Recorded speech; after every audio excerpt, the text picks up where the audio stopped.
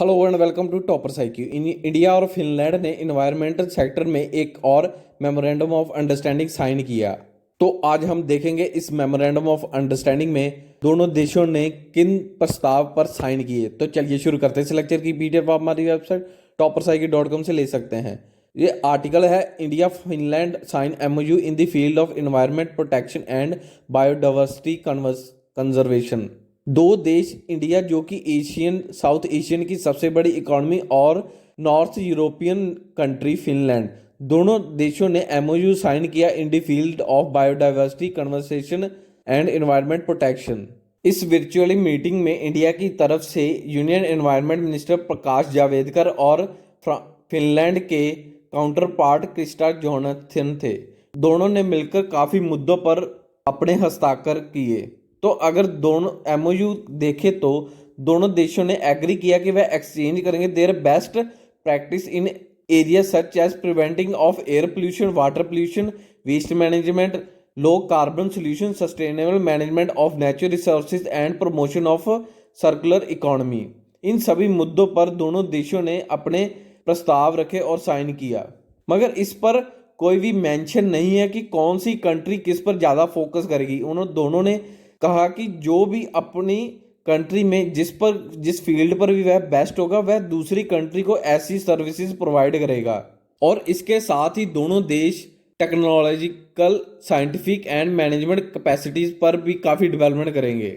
इस एग्रीमेंट का एम था कि जो डेवलपमेंट है bilateral cooperation in the field of environmental protection and biodiversity conservation on the basis of equality, reciprocity and mutual benefits. ये help करेगी to promotion of sustainable development.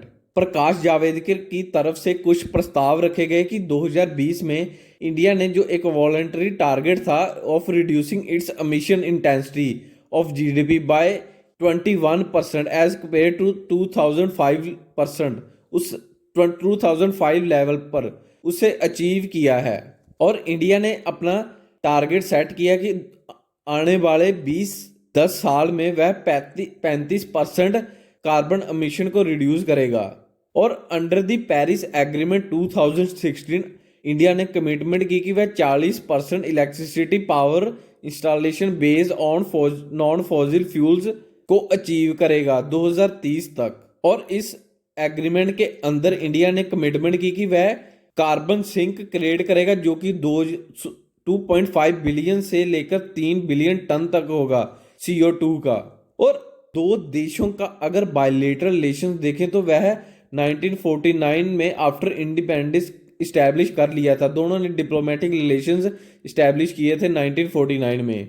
तो India की एम्बेसी फिनलैंड की capital Helsinki में है, और Finland की embassy देखें तो जो इंडिया में, और साथ ही उनकी जो कॉन्सुलेट्स हैं वह बेंगलोर, चेन्नई, कोलकाता और मुंबई में भी हैं। दोनों देशों का बायलैटरल ट्रेड देखें तो वह $1.284 बिलियन है एज ऑफ 2016-17 फाइनेंशियल ईयर, जिसमें इंडिया मेनली एक्सपोर्ट करता है फिनलैंड को pharmaceutical, fine chemicals, coffee, electronic goods, minerals, fuels and minerals oil, readymade garment, cotton including accessory, iron and steel, machinery and instrument, rubber, iron, steel, boilers, machinery and mechanical appliance, organic, chemical and nuclear reactors. इन सब के बीच India का जो pharmaceutical sector है, India जब भी किसी country के साथ अपना ट्रेड करता है तो उसमें जो फार्मास्यूटिकल सेक्टर होता है वो जरूर ही इंक्लूड होता है।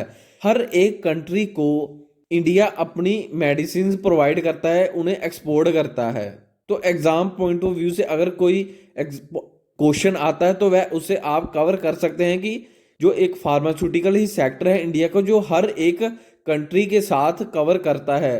तो इस बायलैटरल ट्रेड में अगर फिनलैंड देखे जो इंडिया को एक्सपोर्ट करता है, उसमें है vehicle, transport equipment, pulp and waste paper board, iron and steel, pulp of wood और फाइबरस सेलुलोज मटेरियल।